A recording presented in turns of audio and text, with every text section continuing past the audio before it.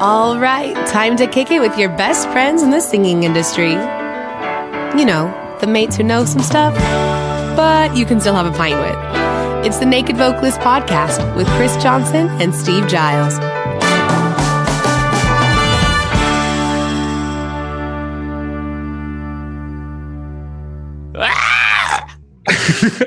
I feel good. Is that what it was? No, I like it's more my thing. It's not James Brown's. Do you have a name for that? I like to call it the what's the name of that? What's one of those cats? Bit like big, small Jaguar. Yeah, I'd call it the Jaguar squeal. I like to call it the Jaguar squeal. It's posh, that Jaguar, isn't it? Yeah, so I've been working on that. Yeah. What with Cathrine? Yeah, I say with in competition with. Yeah. No, so I took some of the advice from this wonderful interview that we had with her that we're just about to line up. Absolutely, Cathrine Sadolin of Complete Vocal Technique, the Complete Vocal Institute, pioneer, some would say, especially in Europe, on the whole dirty sounds, as she calls them. Vocal effects. So we've got a lot of background in this interview about what CVT is, and many people around the world have heard about it, but not necessarily been introduced to it. So this will be a great introduction to anybody who's like, "What is this about?" But also in this episode, there was plenty of stuff that is transferable to everything, and lots of discussion around what actually goes on in the vocal tract when you create sounds that are edgy, sounds that are twangy, sounds that are rough, or even actually we talked a lot, didn't we, about healthy sounds and how there's been some observations around throat actually being quite narrow in some of these sounds. Yeah, that it has to be. And I'd add that I think one of the things that's really interesting, I think some people will find valuable from this, is Cathrine's beliefs or themes on the way to explain things when teaching. Yes. It being definitive and actionable. Concrete is the word she used. Absolutely. And also the other one was the use of science in teaching. Mainly for her, it's what not to do based on what you see happening in the throat. Right. You know? So why would you, and the guidance that knowing that, like say the tension thing there, if you know that tension is required to sing high notes and you are instructing to have a quote unquote open throat or something like that, the two just don't work. It just doesn't, that just doesn't help. No. And the singer themselves can create such a unhelpful mental image from what they're trying to feel versus what they know they would see in the vocal tracts, and then it just all sort of falls apart, and then we have to get back to singing with without overanalyzing, in that sense, using the science usefully. Yeah, but her language is very much, you know, we can only control the things we can control. That's it, and the language will dictate or will be driven by what you know. And if you know,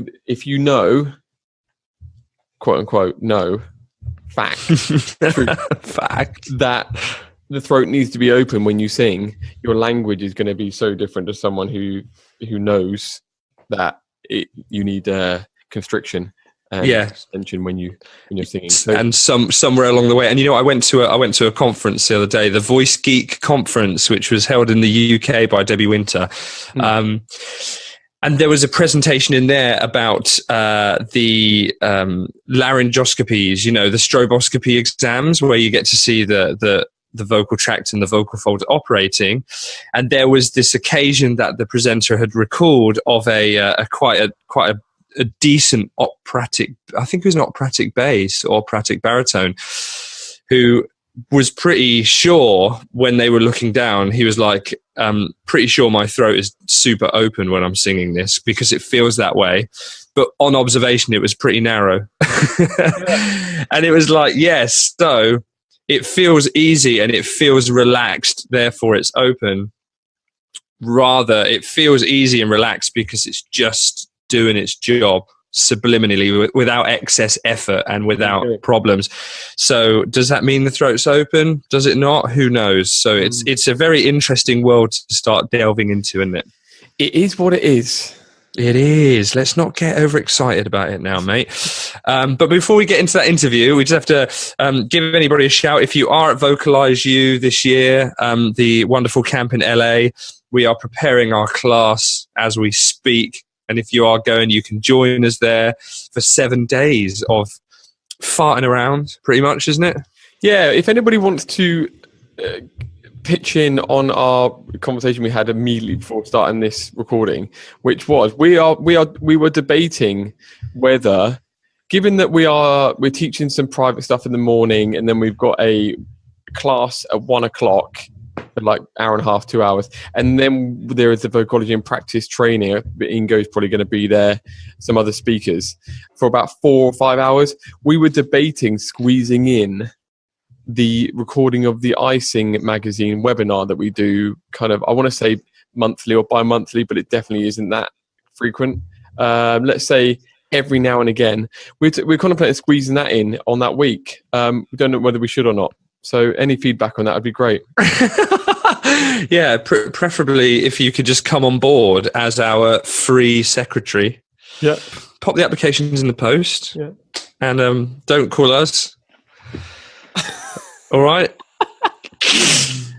Cool. Well, this is just a horrible transfer of energy, isn't it? Isn't it really? Yeah, we should just give it over to Cathrine just about now, shouldn't we? God. So yeah, please stick around for the interview with Cathrine. It's got loads of stuff in it. She talks a lot about the apps and the courses that they do as well. But any questions that you have, please get along to thenakedvocalist.com. Go to the blog post that supports this episode and get involved in a conversation in the comments, because that's where a lot of the action begins. And also please keep an eye out on our blog section of our website, because we've got lots of guest authors coming along and articles from ourselves about all kinds of things in singing. It's getting loads of action at the moment. So I urge you guys to go to thenakedvocalist.com and get involved in that. Shall we begin? What, with the podcast? Yeah. Do you want to give us a Jaguar? Okay, that's the prep.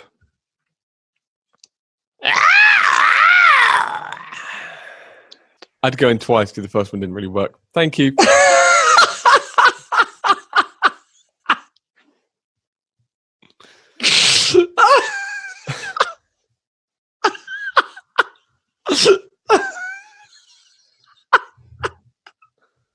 Today we are very, very lucky to have a heavyweight in the world of singing, Cathrine Sadolin. Welcome, Cathrine. Thank you very much. Great to have you on.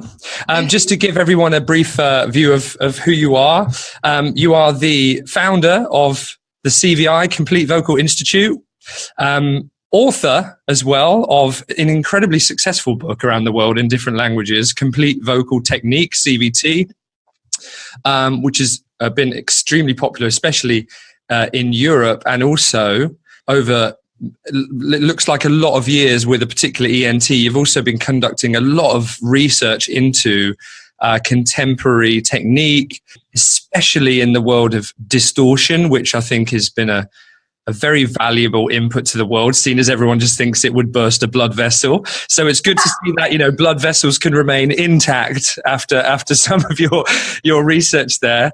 And also spent life as a professional singer, and currently you work training teachers around the world in complete vocal technique, and also working with singers in many different genres, including contemporary and classical. So we have a wealth of knowledge to drag out of you. So thanks for coming on. Why don't you tell our audience a little bit about how you began as a singer and how you arrived on all this stuff that you've compiled into CVT?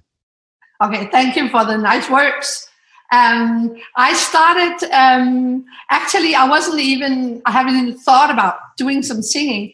And then because I have asthma, I'm born with asthma, and I've had it quite heavily. And then when I was, I think, 18, somebody said, well, why don't you try to take some singing lessons? And I said, okay, I've tried a million other things, so why not that? So I had my first singing lesson, and I thought, wow, this is fun. This is fantastic. I'm going to do that for the rest of my life. And everybody went, no, it's not possible. I mean, how can you sing when you have asthma? And so I was like, I don't care. I'm going to check it out. So I started to take lessons, but it was really difficult because the teachers were used to that the singers they were working with, they had some kind of talent to work with. At least they could breathe, but I couldn't even breathe. I had only 5 notes and they were all hoarse, so I couldn't do anything with my voice. And the teachers didn't really know how to get me further because there were nothing like, there was not a foundation to build on that normal people have. So I tried a million stuff and I didn't really get better and nobody could really help me. And I tried this and that. Another point, I started getting nodules because I obviously did some wrong things. And then at the end I said, no, now I'm locking myself into a little room. I'm going to study anatomy, physiology, and find out how this voice works. Because everybody, what they said to me was, well, think you're in a little boat and sing like you are feeling the wave and you have a unicorn. And I was just like, what? A unicorn and a boat? Well, I'm a singer, or I tried to sing, so what the hell has that got to do with it? But so I tried all these various stuff and it really didn't work. So I locked myself into a little room and I studied anatomy and physiology. And slowly, step by step, I got the various knowledge. I understood how the whole voice works, how the breathing works, and I could try to put it together step by step. And eventually something worked. Oh, that must have meant that I was on the right track.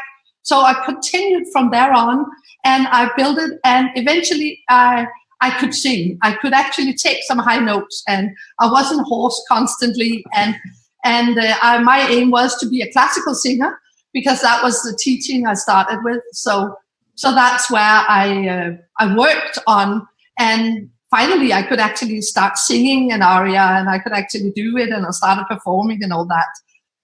And then after some time, people came to me and said, how did you do that? How did you do that? I said, well, I don't know. I just did like this. Let's try to investigate. And then a lot of my friends, they were rock singers and came and said, well, how do you do this? And since I, at this point, know so much about the anatomy, physiology, and then I started studying acoustics, I could understand that it's not the vocal cords that is separating a classical singer or a rock singer, because the sound is made in the vocal tract above the vocal cords. So that means that the rock singer should actually do the same thing as I did to get my voice well. But of course, a rock singer needs another sound. But the sound is not like coming, or the sound we hear is not coming from the vocal cords. So that means that it is possible to do all the sounds in the world without hurting the vocal cords. The vocal cords are just doing a little sound like that. And when you put that sound into the vocal tract, or into the mouth cavity, we could call it, then the sound is created. And whatever you do to the mouth cavity, that could not hurt the vocal cords if you're doing it right. So that was where all the studying started about doing effects and screens and crazy stuff and all kinds of really usually dangerous, what people call dangerous sounds. They started, my investigation started from that. And it all comes down to, if you know your anatomy, if you know your physiology, then it is possible to create everything. So instead of going with hearsay and myth and images that might be brilliant for some, but for somebody like me who had nothing to build on, I had to have concrete tools, otherwise I couldn't make my voice work. And that means that I can then pass on the concrete tools instead of trying to be a unicorn. I still haven't figured out how to be that. So instead of that, well, then I can pass on a concrete tool, say, I don't know how you scream, but if we think rationally, we know the vocal cords are here, they do this. The sound is created in the mouth cavity. So you have to find the mouth cavity, you shape it in a way so you get a crazy sound there, but the vocal cords are still doing the nice work that they are supposed to do for all kinds of singing, for all kinds of speaking. So in this way, it is possible to do every sound. All sounds can be made in a healthy way.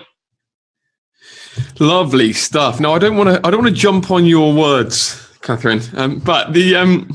But when you said somewhere in the middle there, you said about the vocal tract and resonance being the variable between genres, which I think we'd all agree on.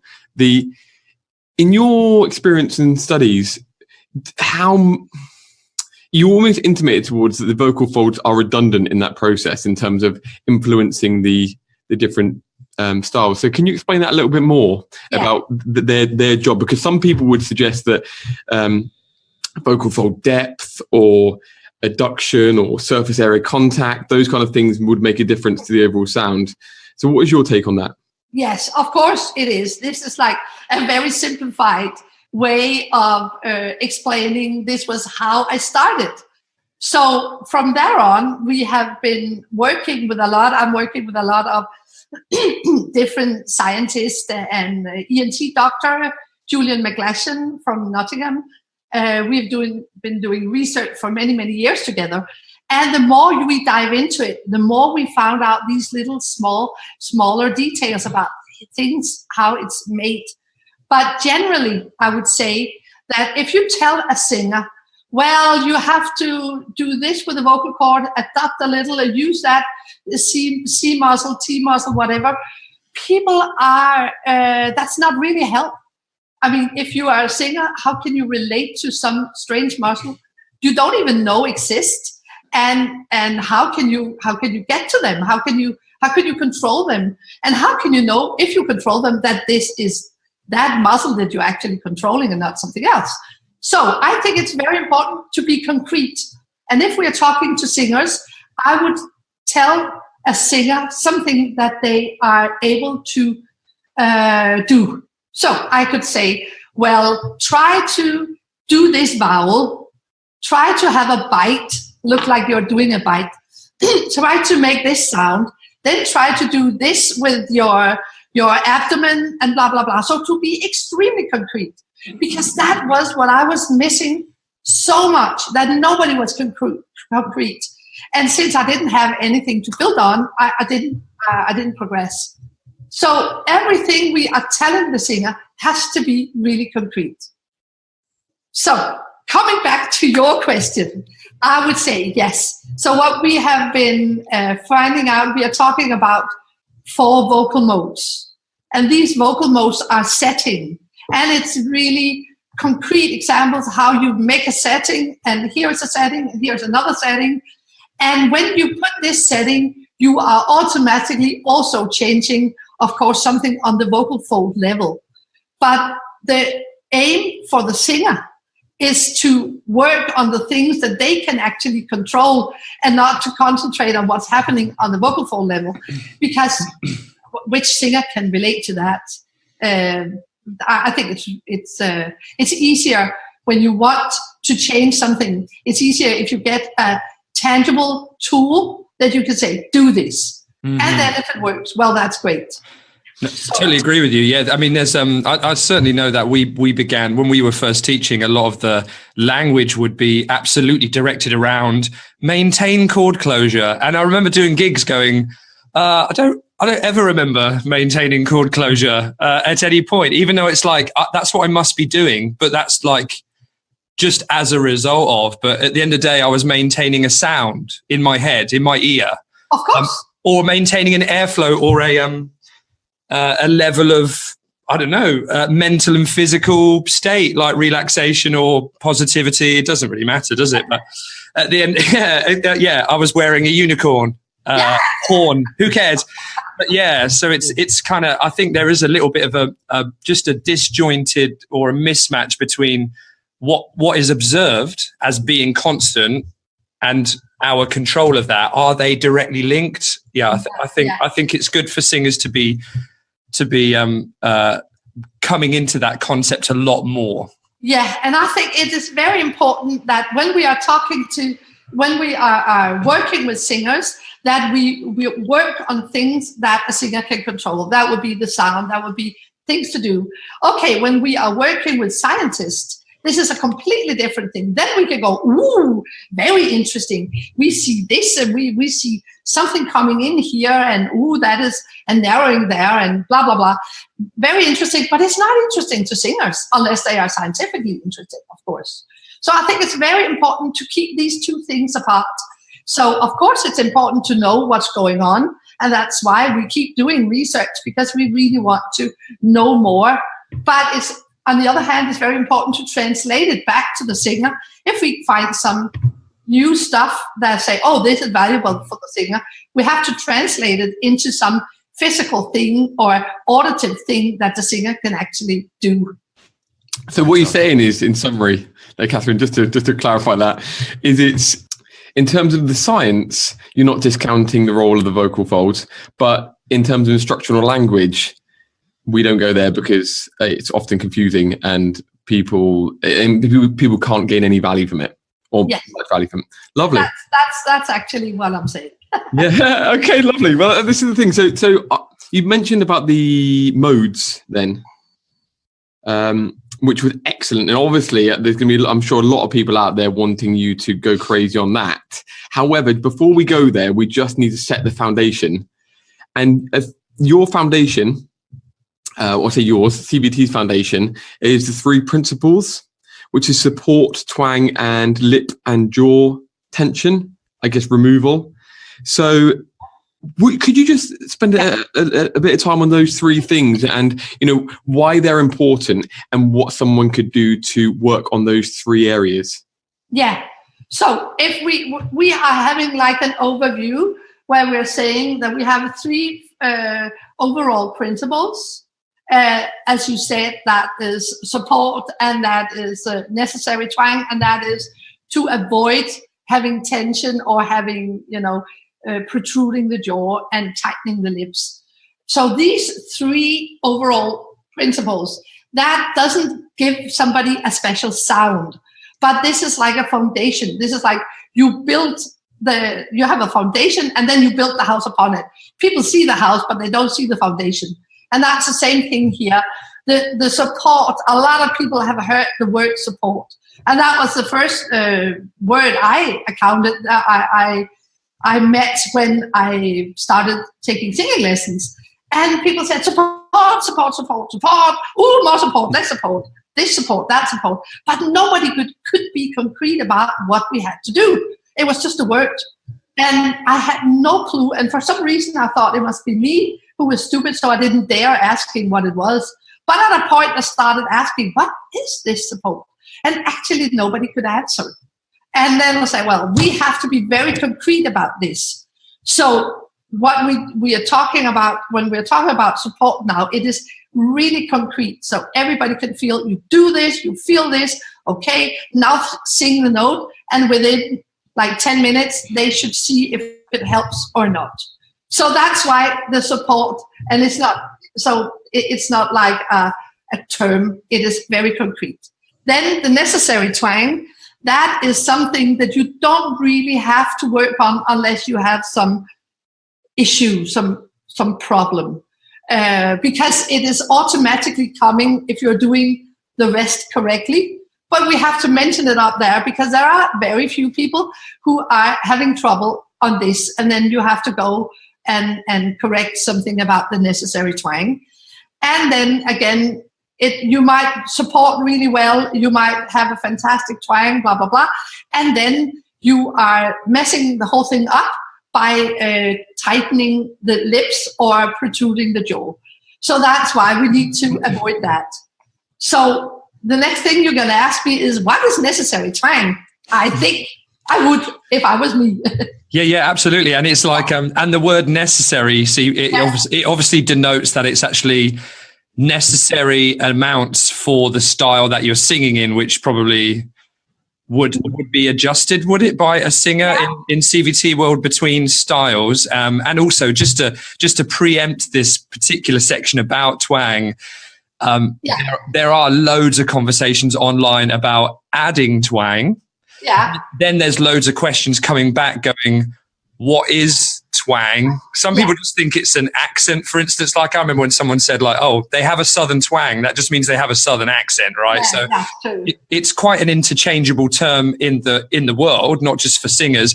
So we have, you need twang. What is twang? And then a lot of people are, twang is bad, or twang makes people tight, or, all those kind of questions. I'd love for this twang conversation to develop into something that is actually quite applicable to singers and teachers to know what it is, and actually what would make it go wrong. Why have people had so much trouble with it in the past? Yeah, I understand. And let's be concrete, because I think that the golden thing is keep on being concrete. So the twang is in the definition that we are having, because we are having this rule that we say we will never talk about a term or anything without having defined it.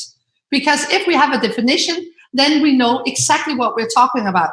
And then we could discuss definitions, but at least then we know where we're coming from, and then the conversation or the communication will not be polluted. So for talking about the twang, you have the lower part of the epiglottis, that is called the petiole. And so that's the epiglottis at a lower part. And then you have the arytenoid, and these two are meeting. So it is, of course, a little difficult here in the radio. It's easier to show you. But you have the vocal cords, and you have the petiole and arytenoid moving together. So that is like you having a water hose, and then you're squeezing it a little bit, and when you squeeze it, the water runs faster. So that's the idea of twang. That is to some kind of make narrowing, and this narrowing will make the sound travel faster. It will be, you could call it more projected, if you like to talk conventionally. But so this is two very concrete places that is narrowing. Of course, then again, if I say to a singer, now you take your petiole and you take your arytenoid, and then, that will be, I wouldn't pay for that. So what we have to do is we say, how do we get there? Now we know what it is, but how do we make a singer achieve it? Well, that's actually often best done by sound. So if you are sounding like a duck that's quacking, then you are having this twang. And then when we talk about necessary, that means enough for the voice to work. If you don't have enough twang, it is too open in a way, and that means that the voice can't travel. That means you're not protecting the vocal cords enough, and that means that you might eventually hurt the vocal cords. So you need to have some kind of narrowing above the vocal cords to protect the vocal cords, and then you will see, everything gets easier. So this narrowing, the necessary, that's a twang, is this narrowing. And the more you twang it, you need a certain amount to be in necessary. And if you do it more, we call it distinct twang. So we have necessary, that is the least twang you can get away with. And extra twang from there would be distinct twang. So if I'm saying to you, if I'm singing, well, of course, it's difficult to illustrate that you are not twanging, because, if you're trained, of course, you know how to do that. But it will be like, the sound will be too big and wide. Then I can narrow it a bit more. You can hear it gets more and more in the sound. And then I can do it more if I like it. I can go, really do it. So if I'm singing country music, I might have a little more twang because I really like it. Or you can just have a little less, but if you don't have any, it will be too open, it won't work. So that's the issue about twang. But again, we don't need the singer to concentrate on the twang unless it's a problem. It is a nice side effect of doing the modes in the correct way, then you automatically get the twang right, unless there is a little issue you have to fix. I see. So for anybody out there who might have had experienced this and have felt twang become a problem, or as some people hear the word narrowing, they might associate that with pharyngeal tension, throat tension, all of that stuff. What would be the sort of the conversation you would have with that person, resulting in what would they actually have to look at to try and make the best of that situation?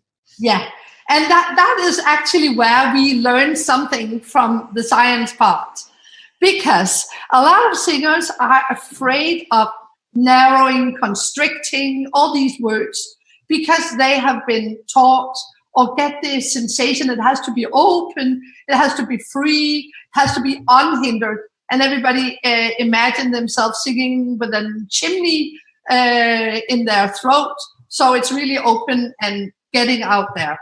And that is a nice picture, but that's not what's happening. So what is actually happening is that the more we are constricting, if you're doing it in the right way, the healthier you sing.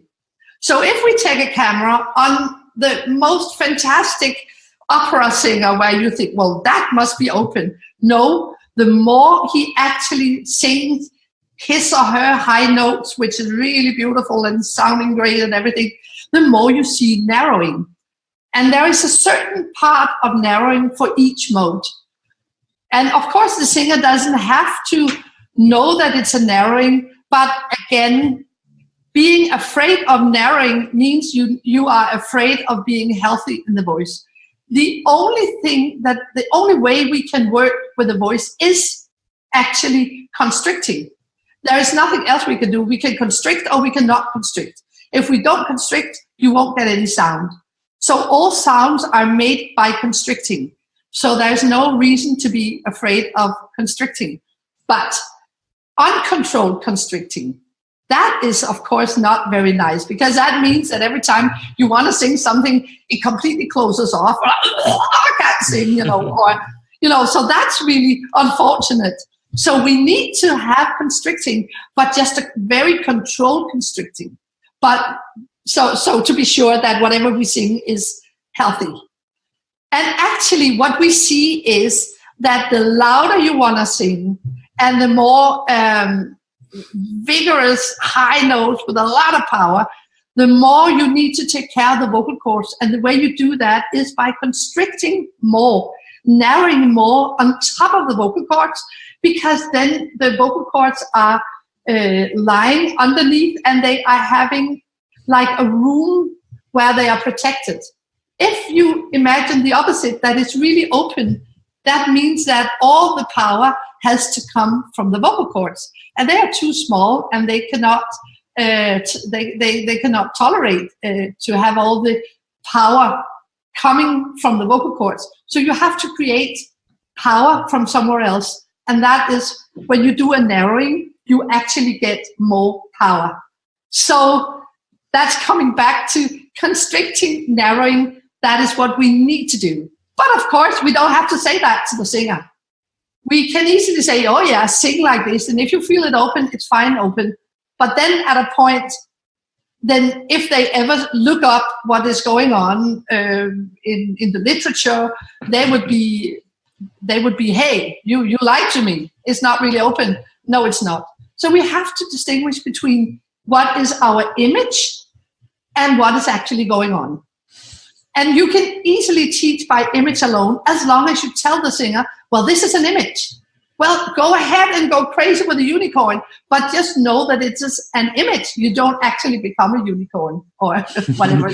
So I can, because whenever we do an interview, I'm always thinking about the marketing material for the interview. And so if it's okay, I'm going to take a picture of your face and put a unicorn horn on it. Just for is that okay? I wouldn't do that, mate. I wouldn't do that. How do you feel about that, Cathrine? Well, it's actually everything I'm against. What about if we put a red cross? A big red. Yeah, that's not really nice. I'll send it to you for sign off. Okay. Yeah. Declined. So, and as well, I'd like to just add before we move on to some vocal modes. Yeah, sure.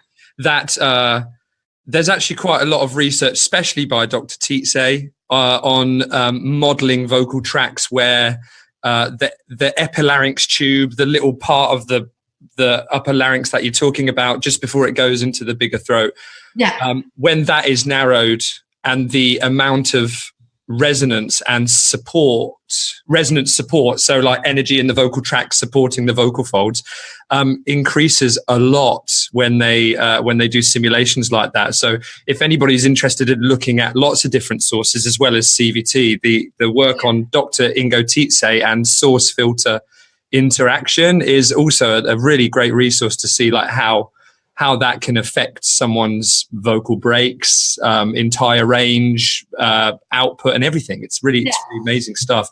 Just on that though, and we don't have to spend a lot of time on this, but I'm just curious. If a teacher was to ask you, and the reason why I say teacher, Cathrine, is because as we know, like singers really don't have to care about this stuff. But if they were to ask you about that, the source filter interaction, and I know you use the analogy there or the metaphor of a room that the vocal folds are housed in. Do you have a way, and there's no worry if not, but do you have a way of explaining the source filter interaction to a teacher that's looking to receive the scientific explanation of that process that isn't going to take their face off in terms of complication? Well, yes, it depends on what level of the teacher, how well they are familiar with acoustics, because we need to get into a lot of acoustics, and not all teachers need to know acoustics. Again, you don't need to know this to be a good teacher. There are many levels, but I would say that if you're the space narrowing we do is creating a compression chamber above the vocal cords, and instead of the vocal cords have to do all the hard work, then we are enhancing it by making a compression chamber. Thereby we are enhancing the volume. That means that it doesn't have to be the vocal cords themselves that is creating this volume, but the volume is created in the horn that is created. And this is like how you would build a speaker. Have any of you guys built a speaker? Yeah, then you would know that you need to have a compression chamber, and you have to have a horn. And the way the horn is shaped depends on what kind of sound you have. The good part is that it will enhance the volume. You will be really loud from this, but certain frequencies will be impeded if you can't get them out, and certain frequencies will be enhanced. That means there is a trade-off, that when you do this, you will automatically you will get a certain sound. And this is also what we know, that when we do edge, for instance, which is really loud, you will get like a really sharp sound. Hey, you go, hey, you go all these, crazy tones. And when you get those tones, you will see that you have to take care of the vocal cords, and thereby you can get a lot of volume by putting it into the horn.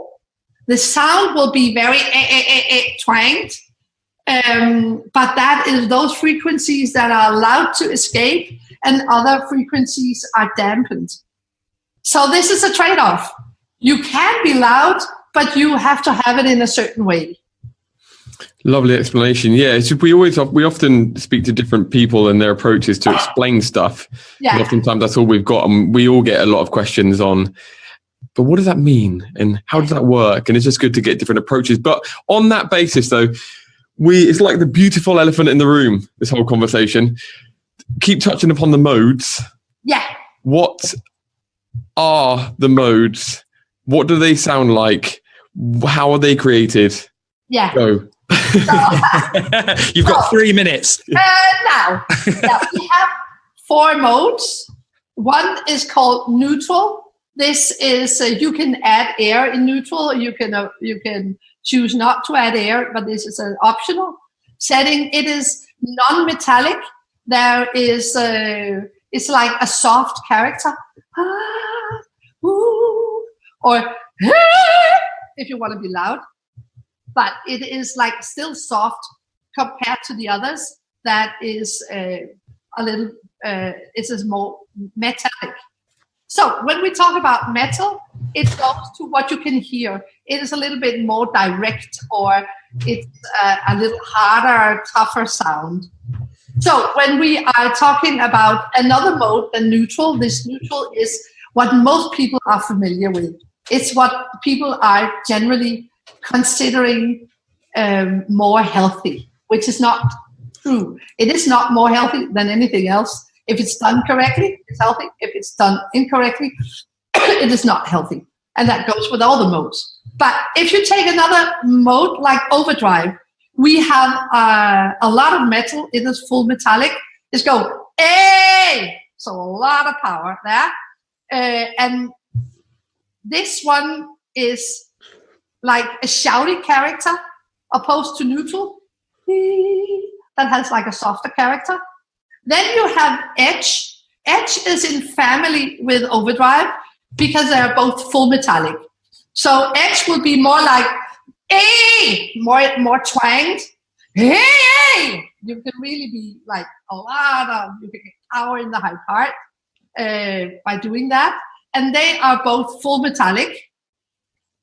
Then we have something in between, which we could call reduced metallic. And that would be like curbing. And curbing is more like you are, oh, hey, oh. So you see there is a little tiny metallic sound in it. Not as much as an overdrive, hey, and not as little as a neutral. So these modes, they are different kind of gears in everybody's voice. Everybody has all 4 modes. Some people might not have worked and used some of them, so they have a harder time finding it, but we all have them, and we can all get them to work in our voice if we want. So the trick is that when we have the mode, we need to know what we're going to sing to choose the right mode. So if I want to be loud, for instance, I would have problem using neutral unless I'm in the high part, because there is no power in neutral. Neutral in the middle part and down doesn't have much volume. So you have to go to overdrive and edge to get the volume. So for instance, if I want to, read a bedtime story for a child, if I go with overdrive, so here comes the wolf, and then the kid will be very excited and not sleep at all. So that would probably not be a good strategy.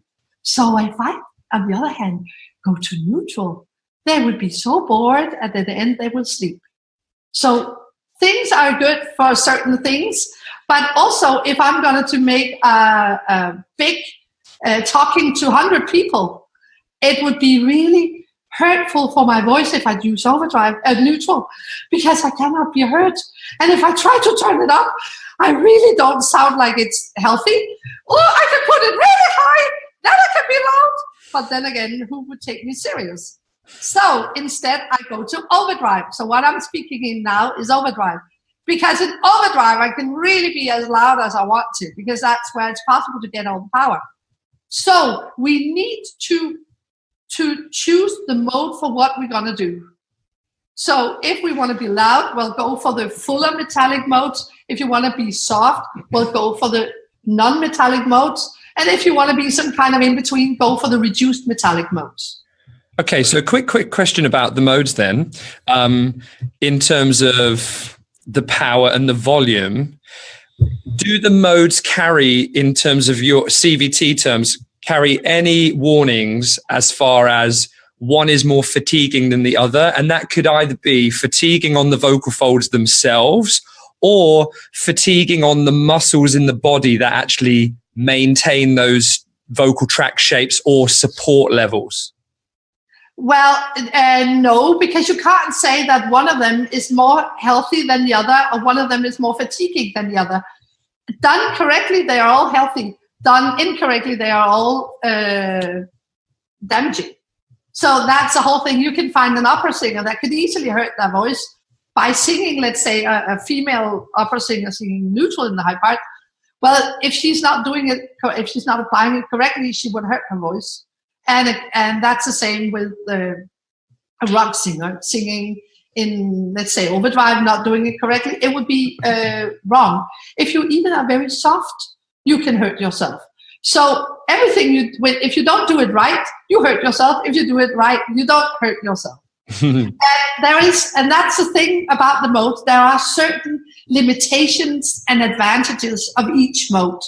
So some modes are, for instance, some of them, like overdrive, can't be sung in the high part of the voice. So, for instance, neutral can't be sung powerfully in the low part of the voice, etc., etc. And there are certain things we have to do in each mode that you should not do in the other mode. That's why it's important to know the rules. And for this, I can say that we have released an app which is free, where people can where they can see this. So it is they can just download it and check it out. And there are the modes, and there are the rules, and there are the twang, and everything we talked about. So we put that out for free so people will know. And also there will be a lot of what is going on, so people can see the vocal cords. So there are a lot of research video in high speed, and so they can actually see, this is overdrive, how does it look? For people who's very scientifically interested, they could go that way. For people who's more interested in the singing side, they could just go with a practical way how to practice that. Sure. And for anybody who's listening to the podcast and is interested in anything that we mention, books, apps and stuff, we will put all links in the supporting blog post. So if you're listening, you want to see it, just go to the blog post and you'll find it there. Yeah. And so on that, on the, just one quick question on that, just to bring some context to it. So why isn't overdrive possible when you go high? Well, we don't know that actually yet. Oh. We have been researching a lot. We have actually done a lot of interesting experiments, including giving a singer some helium, and see if he could sing overdrive higher.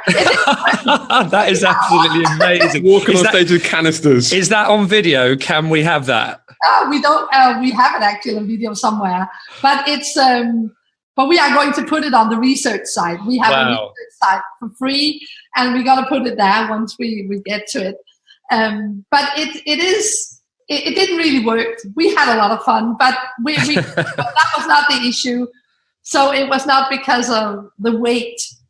So we still don't know. There is a couple of people who's very, very clever into acoustics. They have certain ideas, but we can't say anything for certain. But we just know by working with millions of singers, we know that this is not possible. Nobody has ever, with an overdrive, been higher than the high C, for instance, as a male, or as DE5 for a female. I see. Okay, interesting. So do you know what? Like looking forward then onto singers specifically. Now, the forums out there are going to be covered. Singers groups, our groups, whatever, are going to be full of singers saying, I've injured my voice, or I'm super hoarse from gigs, illness, whatever, and I have a show this weekend. What can I do? And you know what? If you do look at those groups, like singers mean well, but some of the advice is absolutely mental. I've heard some people saying just have Yorkshire puddings. Yorkshire puddings will do it. Haven't. Yeah, I have. Oh, no. Without gravy. I don't know. Do you know, there's some absolutely amazing bits of advice out there. So it does. Yeah.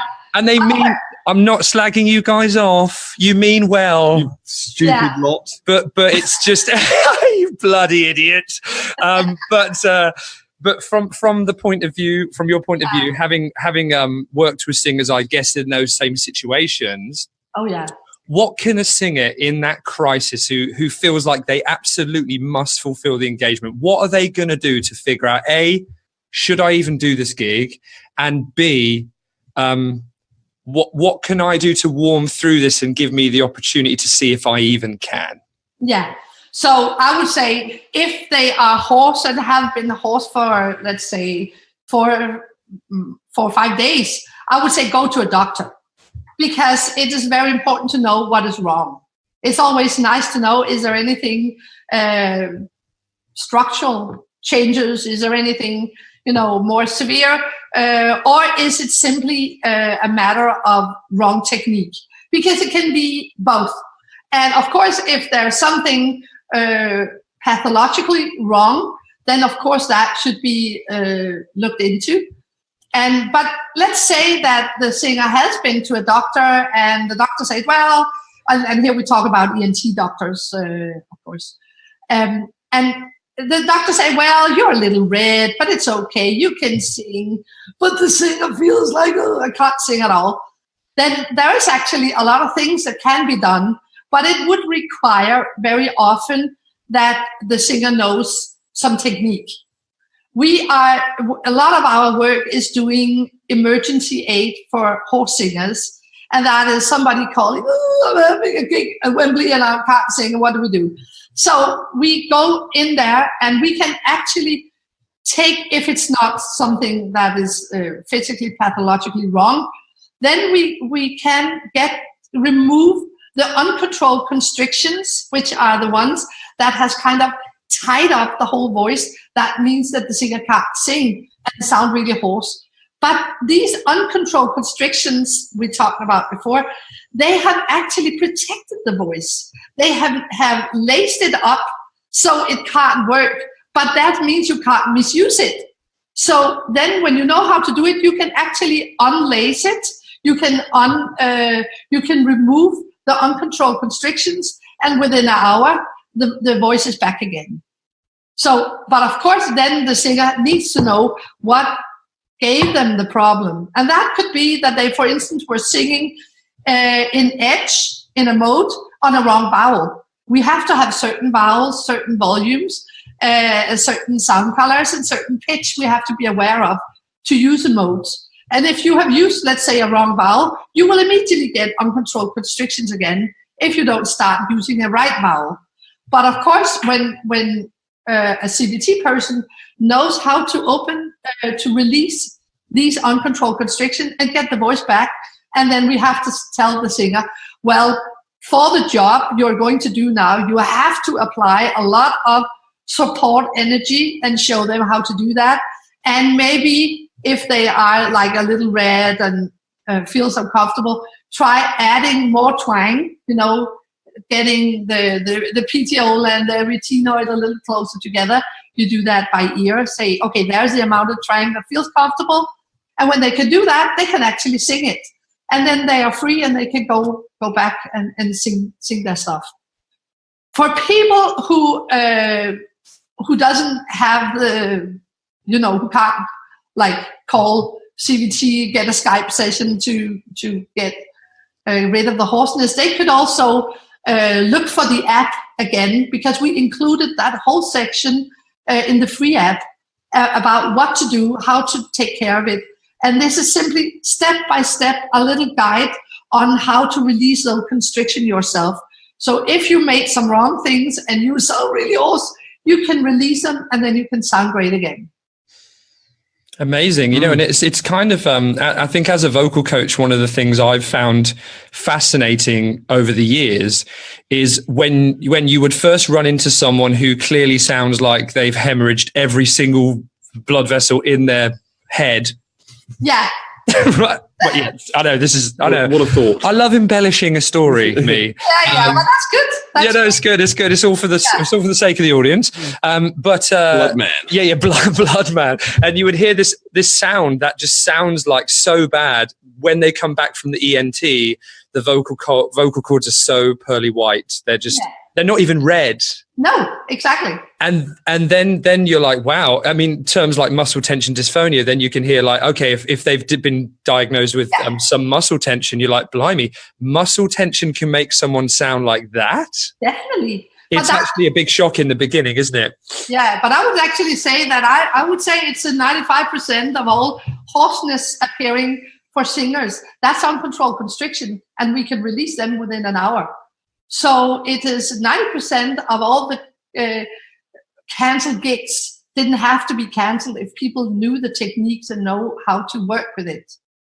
So, and that's again, that's the same if you use them for intentional effects. For instance, when we took the overview, we had 3 overall principles. Then we have the 4 modes. Then we have the sound color, but then we also have effects. That means that now you have learned all the way, you sing perfectly nice and everything, but then you want to make it sound really lousy or hard, what some people think, or you really want to, make it dirty again. So even though you have perfect technique, it's a part of the technique to knowing how to apply that gravel sound to the voice. And that is simply, let's say, if we have the overdrive, we say, we have and then we can choose a sound color, making it darker or lighter, depending which sound color we want. We do that with a vocal tract. With the mouth cavity, we can make it bigger for darker sound, smaller for smaller sound. So there are 6 places we can work, but just to make it easy, we can say a big room will make dark and a small room will make it light. Then on top of that, we can actually, when we have a nice vocal cord, they are swinging nicely, they are making a beautiful pulsation. Then we can make, for instance, the force folds. If we make some vibration there, then we can make it sound like we are actually hurting our voice without doing it. So this sound, I'm not even using my vocal cords, I'm just using my force folds.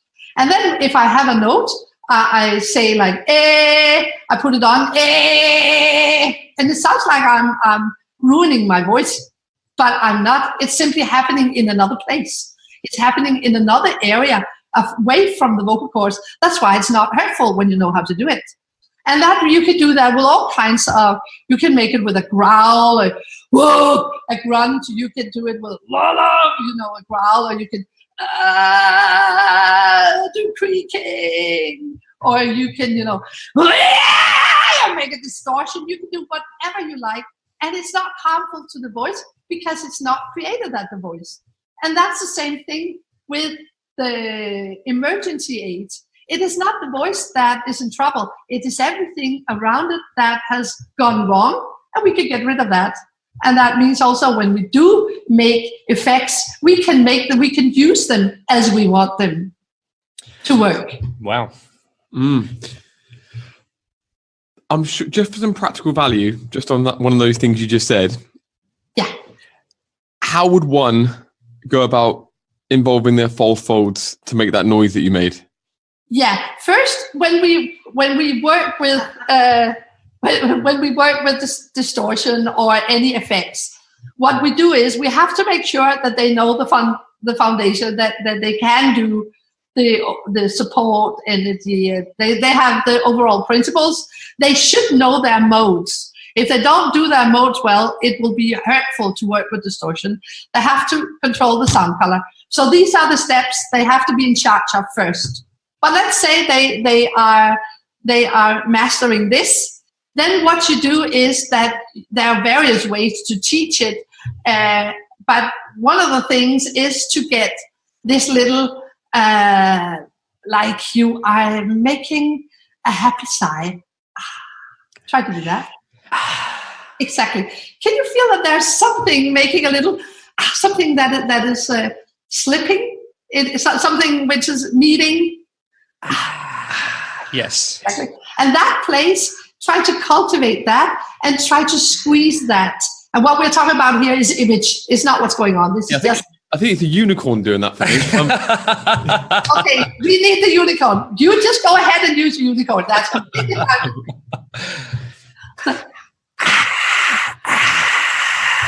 Exactly. And then you squeeze some more, you go, ah. I just got a lot of mucus going. Yeah, that's fine. But actually, We'll take that. That disturbs the flow of air, so I'll take that one. Yeah. But this is part of the distortions, that you can actually do a distortion, and then you can add some mucus to it. So go, so it sounds even worse if you like that. So don't blame the mucus. That can become in very handy. Yeah, totally. And there's so many different sounds, and then because I'm no expert on rock music, but I'm quite aware that it's got so many subgenres in it, like more than any other style, I think. And somebody who's into like all these different subgenres could utilize these in terms of, am I going to be an idiot by saying these, like death metal? Yeah. Is there industrial? There are millions. Metal, I'm making them up now. And each of them have a desired sound. And that's where it's very important that the teacher, me as a teacher, anybody as a teacher, is not telling the singer how they should sound. Because the singer is the artist. The singer knows how it should sound. I am just a servant helping the singer to achieve the sound the singer wants. So when people come to me, I don't go, this is right, this is wrong. I go, what do you want? And they start singing, and let's say I hear 8 things I want to change. And they say, no, I want to change this. And that was not one of my 8 things. I go, okay, cool. Because I am not, my taste and how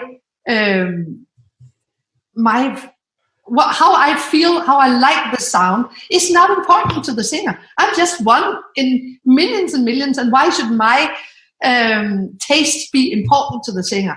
So everybody teaching CVT refrain completely from adding their own taste to the singer, because when you are dealing with all these things, you have so many small tiny differences from this kind of metal to that kind of heavy to that kind of effect, and the singer is much more aware of what they want.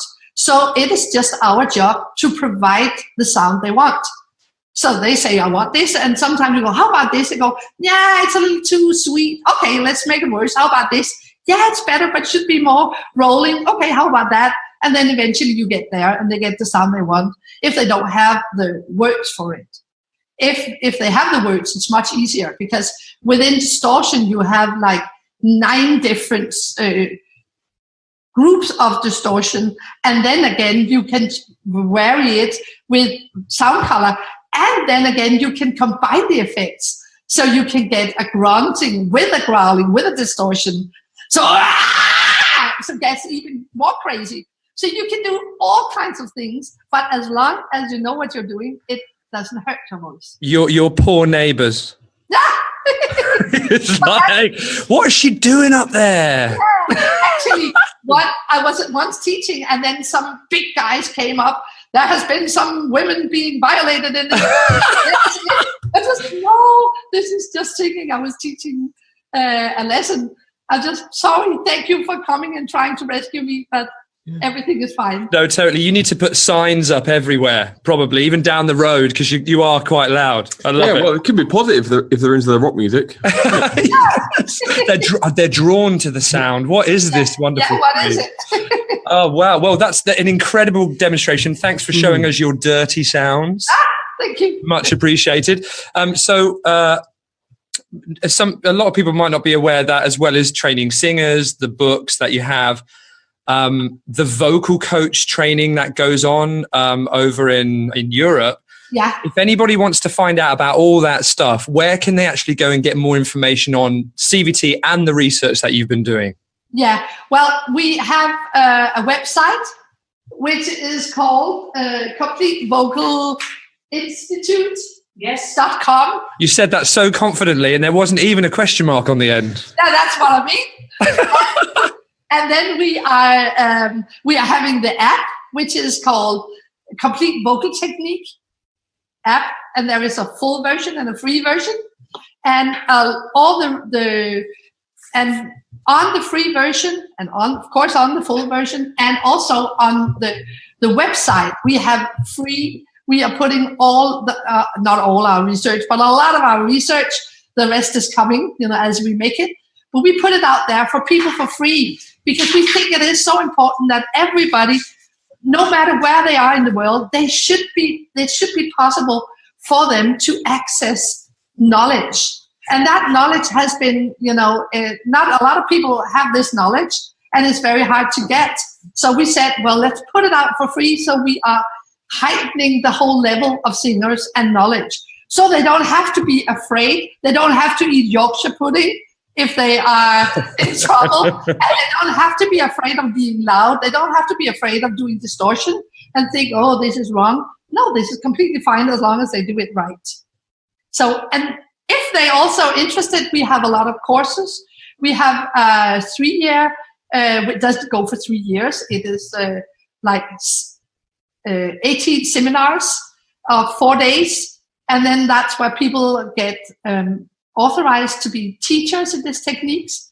And we have all kinds of, we teach in groups, and we have all kinds of singers there. We have a death metal person, we have an opera singer, we have jazz singer, folk singer, soul singer, gospel singers, and rock singers, everything. And they go to the same classes. And the funny part is that everybody needs to be able to demonstrate everything before they're finished.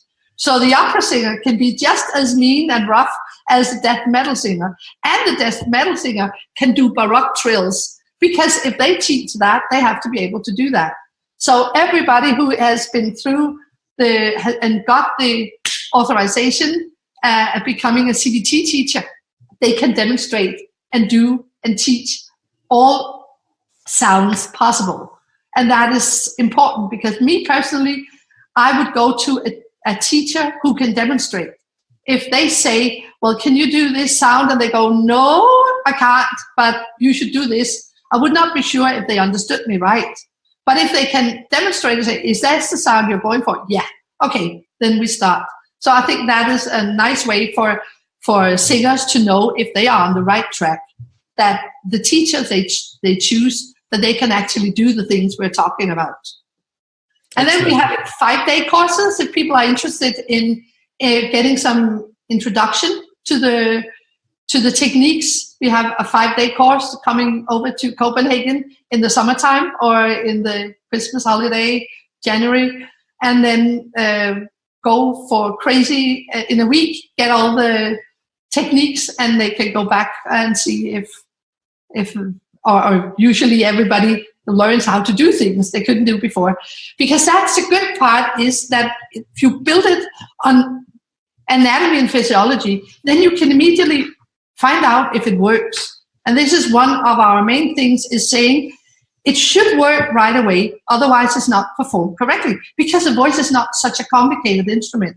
So if a singer say, I want to do this, and you work with it and it doesn't work, then you as a teacher are perhaps not showing it correctly, or maybe the teacher, the singer is not understanding it. So you are wasting your time. So it's important that every time you're working with a teacher, it should result in a better result. It doesn't mean that, of course, they can do it from now on. They have to practice, but they should see, yeah, it helped me, and now I know how to practice it. Sure. Excellent. Okay, great. So like I said before, all of those resources will be on the website, on the blog post. Yes.